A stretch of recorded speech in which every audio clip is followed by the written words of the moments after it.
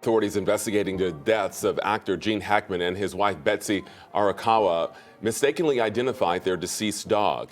A pet care specialist confirmed that their Kelpie mix Zena passed away, not their German Shepherd Bear as originally reported. Gene Hackman and his wife Betsy Arakawa were found dead in their home in Santa Fe, New Mexico, under circumstances that immediately raised questions. The discovery was made after several days of no communication with the couple, prompting concern among their acquaintances. Hackman, who had retired from acting in 2004, had been living a quiet life away from the public eye. Reports indicate that it was employees familiar with the couple who decided to check on them after they failed to respond to messages and calls. Upon entering the house, they found both Hackman and Arakawa unresponsive and immediately called the authorities.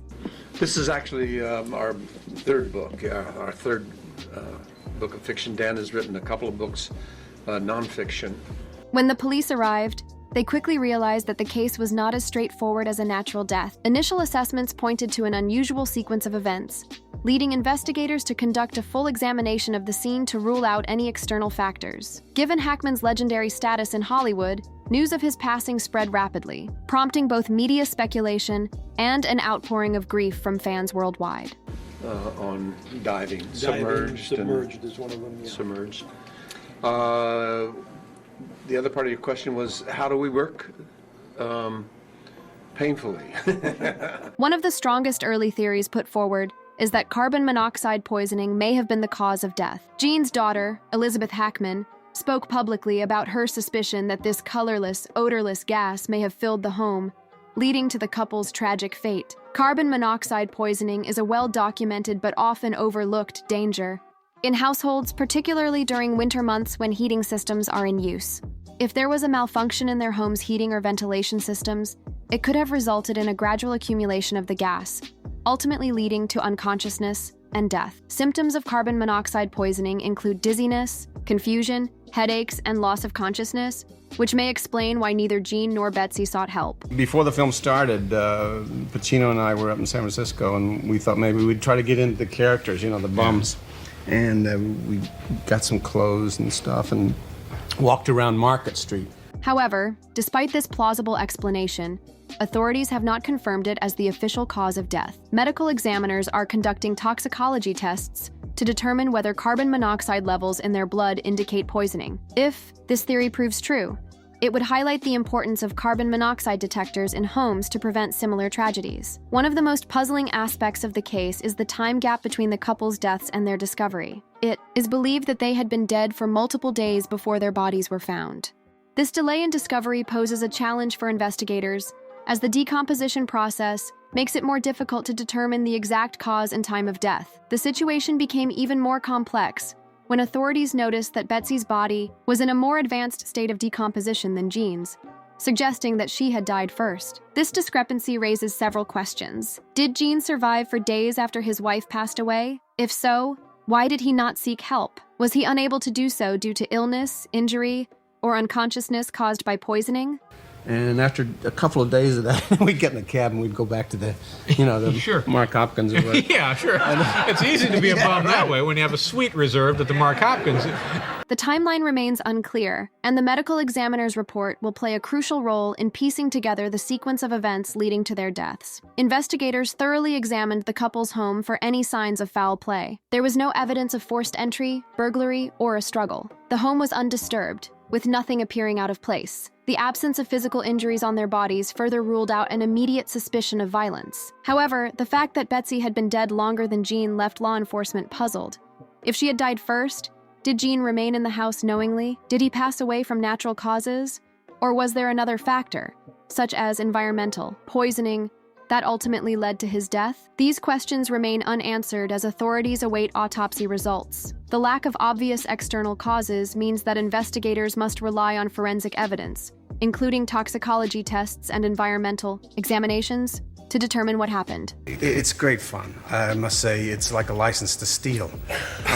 Almost anything you do is going to be okay because he's a kind of a flamboyant character and deranged and all the things that actors love to play. Sheriff Mar Rodriguez of the Santa Fe County Sheriff's Office confirmed that the case is being treated with the utmost seriousness. He assured the public that no possibilities are being ruled out, and that law enforcement is committed to following the evidence wherever it leads. Rodriguez acknowledged the significance of the case due to Hackman's celebrity status, but emphasized that the investigation is being conducted as it would for any other citizens. Officials are carefully analyzing all available evidence, including medical records, home inspections, and any potential external factors. The sheriff also highlighted that the couple had no known enemies or conflicts, further complicating the mystery. Authorities are urging patience as they conduct a thorough inquiry, emphasizing that premature speculation could lead to misinformation. It's the best part in the movie, really. I think isn't so, it, Lex yes. Luthor? I wouldn't play Superman for anything. You don't envy Christopher getting into the cape and... Well, he uses my body, of course.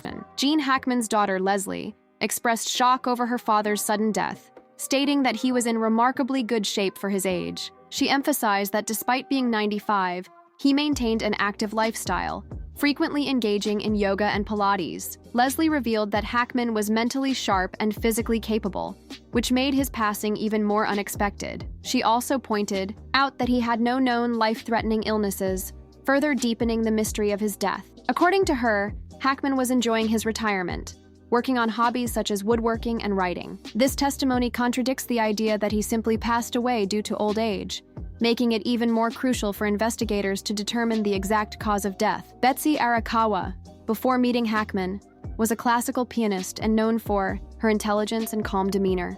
But I always drew, and I had a bit of talent for it, and it was. But I didn't feel that I could keep with it the rest of my lives. The couple met in the 1980s and built a strong relationship over the years. Their marriage, which lasted for over 3 decades, was known for its stability, an uncommon trait in Hollywood relationships. Those who knew Betsy described her as a supportive and private person who helped Hackman transition away from Hollywood. She played a significant role in his decision to retire from acting in 2004, allowing him to focus on a quieter life filled with creative pursuits. Friends of the couple remarked that their bond was strong, which makes the circumstances of their 4 deaths even more tragic. Gene Hackman and Betsy Arakawa were well respected in the Santa Fe community. They were known for their generosity and support of local charities, particularly those focused on education and the arts. Following the news of their deaths, residents gathered outside their home, leaving flowers, candles, and notes in remembrance. The couple had chosen Santa Fe for its peaceful environment,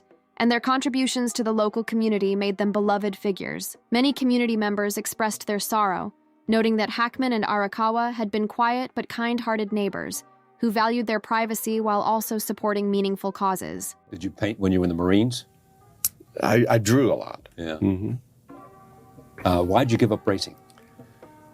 I think racing gave me up. Actually, I couldn't put a season together. The entertainment industry reacted with deep sadness to the loss of Gene Hackman. Many actors, directors, and film industry figures shared their condolences, emphasizing his contributions to cinema. Francis Ford Coppola, who directed Hackman in The Conversation, praised him as one of the greatest actors of all time and called his passing a major cultural loss. Other filmmakers and actors who had worked with Hackman described him as a brilliant performer who brought depth and authenticity to every role. His death marks the end of an era in Hollywood, as he was one of the last remaining icons from the golden age of cinema. The investigation into Gene Hackman and Betsy Arakawa's deaths is still ongoing, with authorities awaiting the results of autopsies and toxicology tests. These tests will be crucial in determining whether carbon monoxide poisoning or another factor was responsible for their deaths. Investigators caution that the process may take time, as forensic examinations must be conducted carefully to ensure accuracy. Hackman's family has requested privacy as they grieve and asked the public to refrain from speculation until the investigation concludes. The case remains open, and further details are expected to emerge in the coming weeks.